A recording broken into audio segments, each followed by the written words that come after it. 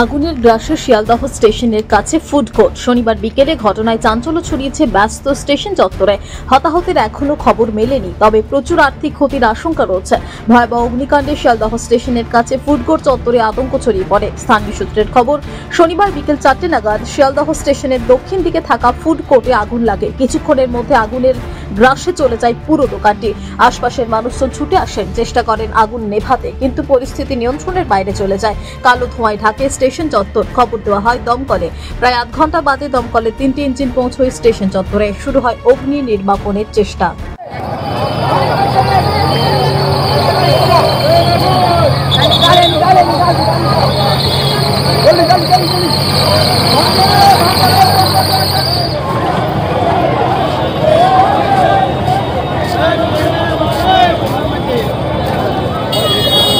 শিয়ালদহ থেকে নিজস্ব প্রতিনিধির রিপোর্ট, টিভি নিউজ 10।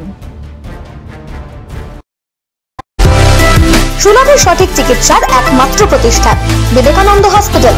24 ঘন্টা emergency service, blood bank, trauma care. আপনাদের সেবায় আমরা তৎপর।